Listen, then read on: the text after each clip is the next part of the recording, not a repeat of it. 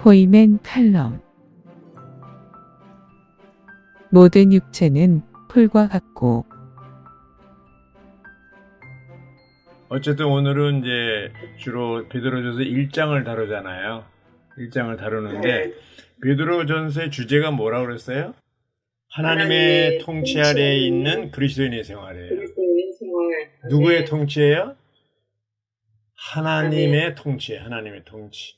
하나님의 통치 아래 있는 그리스도인의 생활인데 실제로 그 당시 소아시아 지역에 흩어진 그 믿는 이들, 성도들에게 베드로가 이제 편지를 쓴 거 아니에요.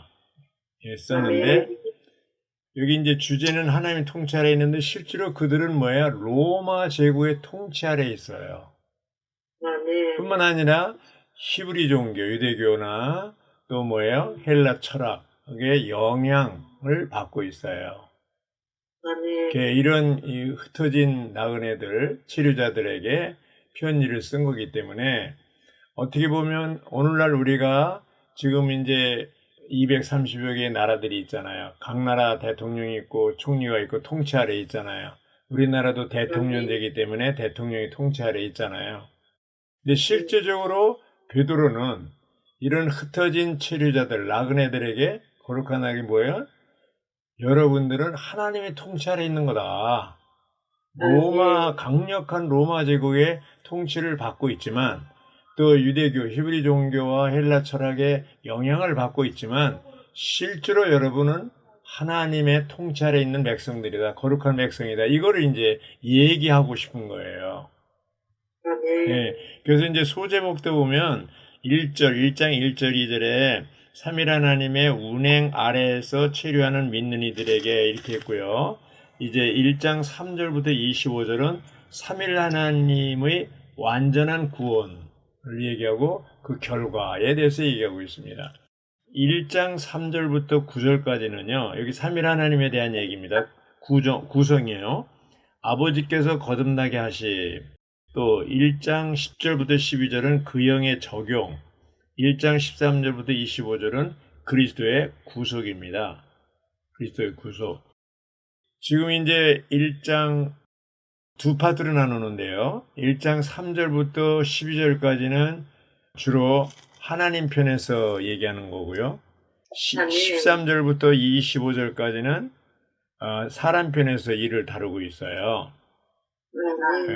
그래서 이제 하나님 편에서 일을 다루는 거 중요한 게 1장 20절에 하나님의 미리 하심, 창세전에 선택했다는 그게 중요한 거고요. 13절부터 25절에 사람 편에서 일을 다룰 때는 생명의 거룩한 행실과 형제 사랑이 이제 주로 주된 그 내용이 되겠습니다. 우리가 이제 이 땅에 살고 있는 동안에 누군가에 의해서 통치를 받는데 우리는 주로 누구의 통치를 받고 있습니까? 하나님의 통치죠. 하나님의 통치를 받고 있는 거예요. 그런 면에서 이 베드로는 우리도 흩어진 거룩한 나그네들이잖아요. 그래서 아까 강자님도 이제 이 땅에 우리는 다만 나그네로서 사는 거다. 그런데 여기 이제 체류자라고 그랬어요. 체류자라는 건 언젠가 떠나는 거잖아요. 장막 생활하는 거잖아요.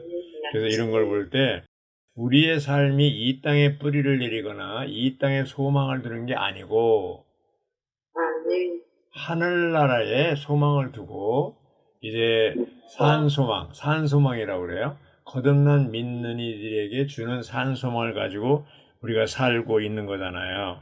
3절부터 12절까지 한 문장이라고 그러거든요. 긴 문장인데 3절에 찬양이 나옵니다. 찬양. 그래서 이제 이러한 그 로마 제국의 통치 아래 있으면서 자유가 없죠. 통치 아래에서 노예 생활하는 거잖아요. 더군다나 유대 종교의 영향을 받고 헬라 철학의 영향을 받고 이런 가운데 있는 믿는 이들, 소아시아 지역에 있는 흩어진 체류자들, 믿는 이들에게 베드로가 가지고 있는 그 믿음의 분량에 따라서 그 베드로가 체험한 것에 따라서 지금 편지를 쓴 거잖아요. 근데 제가 이 베드로서를 보면 아주 매끄럽지가 않아요. 바울의 서신은 굉장히 아주 바울의 서신만 쭉 하다가 베드로 서신 읽으니까 매끄럽지 않지만 그 내용은 아주 굵직굵직하게 아주 할 얘기는 다 하고 있어요. 네. 이런 걸 볼 때 우리가 베드로는 어떻게 보면 예수님의 수제자잖아요. 항상 그 변형의 산에 높은 산에 갈 때도 베드로, 요한, 야고보 세 제자들만 데려갔을 때에도 거기 이제 셋 중에 하나잖아요. 그리고 아주 나서기 좋아하고 잘난 체하고 막 이러지만 실수도 많이 하지만 정말 예수님은 베드로를 무지무지하게 사랑했잖아요. 나중에 그가 오순절 날에 아주 큰 놀라운 일을 하잖아요. 성령이 충만해서 11사도와 서서 더불어서 말씀을 전했는데 그날 침례받은 사람이 몇 명이라고요? 3,000명. 한 번 그물을 확 던졌는데 3,000명을 얻었어요. 굉장하잖아요. 예, 굉장한 겁니다. 지금 아마 어떤 아무리 메시지 잘 전하는 사람이라도 이렇게 해가지고 3,000명 침례받는 역사는 없을 겁니다. 어쨌든 이런 베드로는 이렇게 놀라운 이제 체험을 했고, 그리고 이 바울처럼 아주 지식이 많고 그런 건 아니지만 베드로 나름대로의 어떤 그 체험과 주님이 가르침과 사도들이 가르친 이 엄청난 그 내용들 중에서 압축해서 한마디 한마디 이렇게 말씀하고 있는 것을 우리가 알 수가 있습니다. 여기 이제 3절에 거듭나는 얘기를 하잖아요. 거듭난 뒤에 우리는 뭐예요? 산소망이에요. 죽은 소망이 아니라 산소망. 자, 거듭난 뒤에 신성한 생명이 우리 안에 들어왔어요. 신성한 생명이 들어오면 이 생명이 들어옴과 동시에 그 생명 안에 본성이 같이 따라 들어왔어요. 그래서 이 대표적인 게 하나님의 본성, 조에 신성한 생명이 가지고 있는 본성 중에 대표적인 게 뭐예요? 사랑, 거룩, 의, 빛 이런 거잖아요. 그래서 베드로는 특별히 거룩에 대해서 다루고 또 사랑에 대해서 다루고 있어요. 거룩이라고 얘기할 때 두 방면이잖아요. 위치적인 거룩이고 하나는 뭐예요? 성분적인 거룩, 기질적인 거룩이라고 할 수가 있어요. 그러니까 우리가 세상으로부터 종교로부터 그리스도 안으로 교회 안으로 옮겨졌잖아요. 위치가 옮겨졌어요. 근데 옮겨졌다 하더라도 이스라엘 백성이 애굽에서 노예 생활하다가 광야로 옮겨졌지만 그 노예의 근성은 그대로 있는 거예요. 우리가 세상으로부터 교회 안으로 옮겨졌지만 그리스도 안으로 옮겨졌지만 세상에 있던 그 모든 그런 것들 생활 습관이라든가 생활 방식 그대로 가지고 있는 거예요. 예. 이제 예를 들면 뭐 술을 마신다거나 담배를 피운다거나 이런 걸 지금도 어떤 봉사는 형제님들이 지금도 그걸 버리지 못하더라고요. 그래서 아주 이재호 형제님한테 얘기하는 거 아닙니다. 이재호 형제님 담배 아니잖아요. 저는 다 버렸습니다. 예, 할렐루야. 다 버렸어요. 예, 이제 거룩해진 거예요. 기질적으로 거룩해진 거예요. 그래서 이런 걸 볼 때 우리가 이 세상의 생활 방식 버리고 이제 거룩한 하나님이 거룩하니까 우리도 거룩해야 되잖아요. 우리는 거룩한 백성들이고 위치적으로도 거룩할 뿐 아니라 기질적으로 성분적으로도 거룩해져 가고 있는 거예요. 그것이 교회 생활이거든요. 거룩한 생활. 이제 우리 생각이 거룩하고 말이 거룩하고 우리 행동이 거룩해야 됩니다. 네, 거룩해야 됩니다. 제가 언제 얘기했잖아요.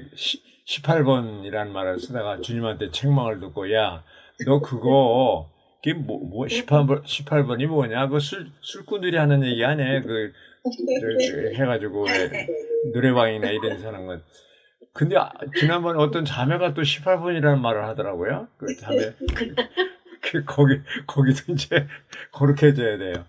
말하는 거 용어들도 우리는 다 하나님의 말씀에 따라서 말을 해야 돼요. 예. 우리가 이제 거룩한 생활이잖아요. 그래서 이제 보면은 여기 5절에 보면 마지막 때가 나오는데 마지막 때 1장 오늘 3절부터 그래가지고 이제 그 마지막 때가 언제예요? 주님이 오시는 주님이 나타날 때도 오시는 재림이고요. 오시는 예, 그리고 이제 이런 걸 볼 때 구원에 이르도록 우리 영은 거듭났고 우리 혼은 변화되는 과정이 있다는 거예요. 이르도록 우리 몸이 변형되는 것까지 이제 다 얘기하는 거잖아요.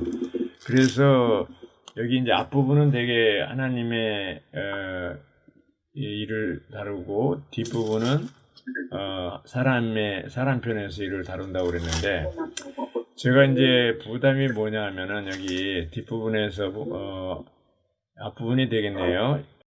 그리스도의 구속, 그러니까 13절부터 이렇게 볼 때요. 뭐라 그랬냐면, 이제 거룩한 백성이 나오고, 거룩한 생활이 나오고, 17절을 누가 좀 읽어주시죠? 아멘. 사람을 외모로 판단하지 않으시고 각 사람의 행위에 따라 심판하시는 분을 여러분이 아버지라고 부른다면 여러분이 체류자로 사는 동안 두려운 마음으로 지내십시오. 아멘. 여기 이제 다른 사람 외모로 판단하지 말아라. 이 똑같은 비슷한 얘기가 로마서 14장 10절에도 나와요. 그러니까 아멘. 아버지 하나님이 심판대, 하나님이 심판대는 말을 썼어요. 로마서 14장 10절에는 그런데 제가 읽겠습니다. 그런데 그대는 왜 그대의 형제를 판단합니까? 왜 그대의 형제를 업신여깁니까? 우리는 모두 하나님의 심판대 앞에 서게 될 것입니다. 이 말씀을 믿어야 합니다. 믿어요. 또 고린도후서 5장 10절에는 그리스도의 심판대 앞에 선다고 그랬어요. 각각 행위대로 심판받는다고 그랬어요. 이 말씀을 믿어야 합니다요? 믿습니다. 믿잖아요. 그러면 다른 사람을 판단해야 돼요, 안 해야 돼요? 하지 말랍니다. 예. 아멘. 정말 우리가 조심해야 돼요. 형제자매들 판단하거나 이렇게 하면 안 됩니다. 예. 아멘. 우리 세상 친구들은 그냥 우리가 육신이 끝나면 끝나버리지만 심지어 부부 사이도 안 믿는 우리가 있다면 남편이 안 믿고 그러면 나중에 육신이 끝나면 끝나는 거예요. 근데 형제자매들은 영원하거든요. 아멘. 너무나 중개한 자들이 아니겠어요. 그러니까 판단하지 말라는 거예요. 예. 그래서 아멘. 이런 걸 볼 때 우리가 정말 이 형제자매들 거룩한 생활을 하는 거하고 형제를 뜨겁게 사랑하라고 그랬어요. 몇 절에 있어요, 그게? 22절. 예, 22절. 형제를 뜨겁게 사랑하라고 그랬어요. 순수한 마로 서로 뜨겁게 사랑하라고 그랬어요.